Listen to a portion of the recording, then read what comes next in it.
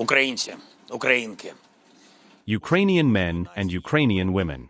In the life of every nation, there comes a moment when everyone must speak honestly and calmly, without conjecture, rumors, gossip, without anything superfluous, simply as things are, just as I always try to speak to you. Now is one of the most difficult moments in our history. The pressure on Ukraine now is among the heaviest we have ever faced.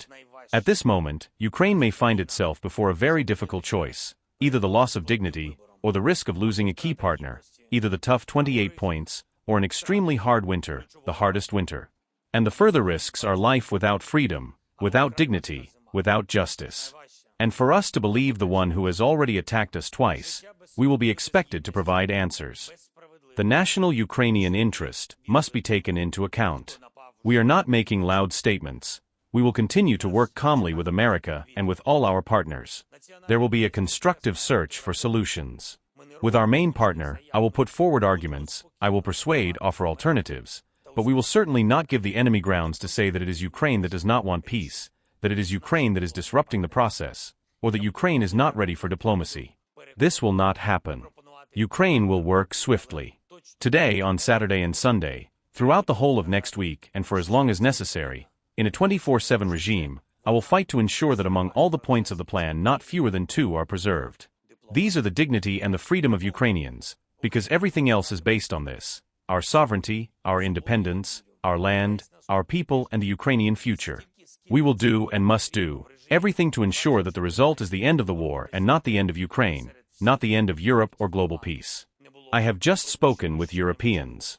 We are relying on our European friends, who fully understand that Russia is not somewhere far away, that it is next to the borders of the EU, that Ukraine is now the only shield separating comfortable European life from Putin's plans. And we remember, Europe has stood with us. I am addressing all Ukrainians now. Our people, citizens, politicians, all of you. We need to gather ourselves, to come to our senses, to stop the infighting, to stop the political games. The state must function. The parliament of a country at war must function. The united government of a country at war must work effectively. And all of us together, must not forget and must not confuse who exactly is the enemy of Ukraine today. And our people very, very much want this war, to end. We are, of course, made of steel, but even the strongest metal can fail. Do not forget this. Stand with Ukraine, stand with our people, and therefore stand with dignity and freedom. We have hardly discussed this publicly, only in very general terms. But it is no secret. President Trump's peace plan for resolving the situation in Ukraine was discussed prior to the meeting in Alaska. During these preliminary discussions, the American side asked us to make certain compromises and to show, as they put it, flexibility. The main point and purpose of the meeting in Alaska was that during the talks in Anchorage, we confirmed that, despite certain difficult issues and complications on our part, we nevertheless agree with these proposals and are ready to show the flexibility offered to us. We have informed all our friends and partners in the Global South, including the People's Republic of China, India, the Democratic People's Republic of Korea, South Africa, Brazil, and many other countries and CSTO countries of course in detail about all these issues.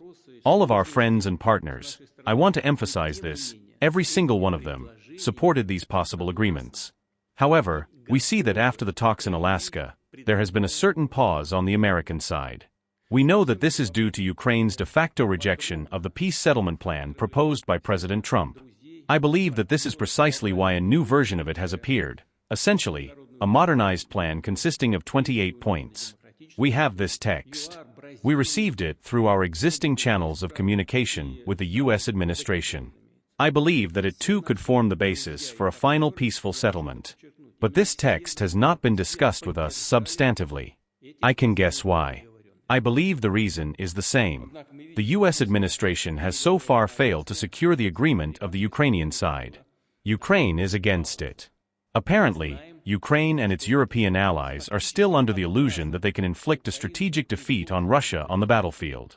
I think this position is based not so much on a low level of competence, I will not discuss this aspect of the matter now, but most likely, on a lack of objective information about the real situation on the battlefield.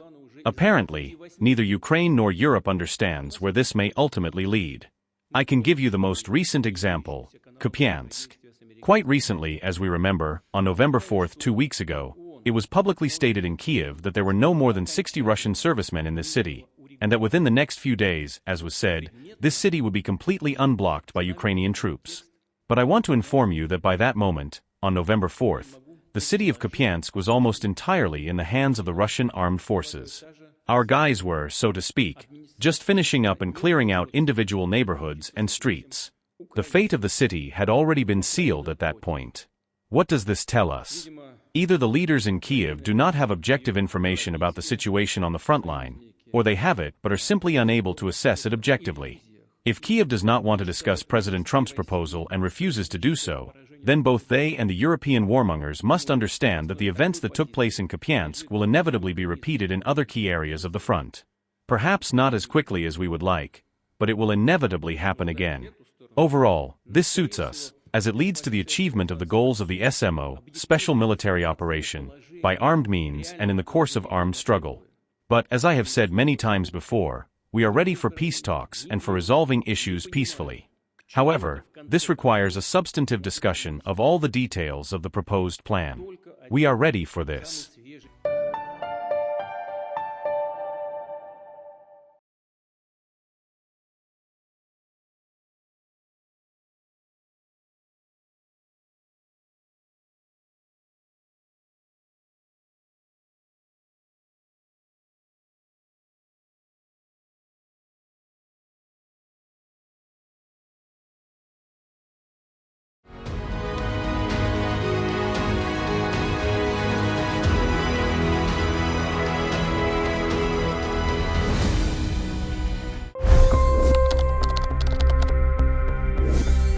$25 crore गरीब गरीबी को परास्त करके बाहर निकले। For the good of our nation, let's work together and let's truly make America great again. The fastest news breaks. Requested PM saying that look, you will have to speak to Putin and to Zelensky. The biggest news makers. The relationship with India is probably the most important bilateral relationship the U.S. will have for the rest of this century. The capital delivered quite an election result today. Expert analysis. The million-dollar question today is how to stop this dance of death. Ground reports. I'm standing at the crossroad of the Kumbh Mela. Behind me are more than 100 entry ghats. Long-form interviews. Exclusionary politics is reflected in Manipur case as well. You don't bother because this is a small state. Deep dive into burning issues. It's often said DRC could be the richest country in the whole world. It's because of what sits underneath. Why exactly did the US topple the Sheikh Hasina government?